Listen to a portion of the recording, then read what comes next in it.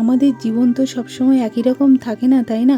কখনো কখনো জীবনে এমন কিছু ঘটে যায় যেটার জন্য আমরা মোটেই প্রস্তুত থাকি না।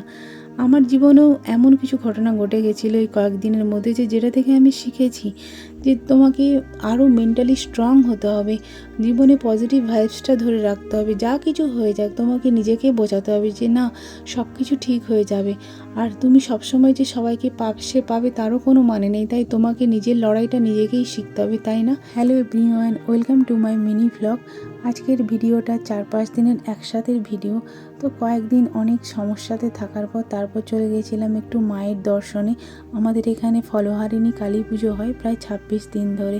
মায়ের ওপর ঠিক বিশ্বাস ছিল মা আমাদের এই বিপদ থেকে উদ্ধার করবেন, তাই বিপদটা কাটিয়ে ওঠার পরেই চলে গেছিলাম মায়ের মন্দিরে দর্শন করতে। তো চলো আজ থেকে শুরু করি আমার এই অসম্পূর্ণ জার্নিটা, 30 দিনের হেলদি ফুড চ্যালেঞ্জ।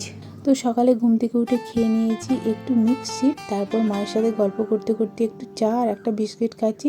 আমার শরীরটা একদমই ভালো নয় কয়েকদিনে ধকলের পর, তাই একটু মুড়ি মাখা খেতে ইচ্ছে করছিল, মুড়ি মাখা খেলাম। বেলার দিকে খেলাম একটা ওআরএস, আর ভাতে খেলাম আলু সেদ্ধ, কাঁচা লঙ্কা, লেবুর সঙ্গে একটা মাছ ভাজা আর একটুখানি আমও খেয়েছিলাম। তারপর খেলাম একটু ওষুধ।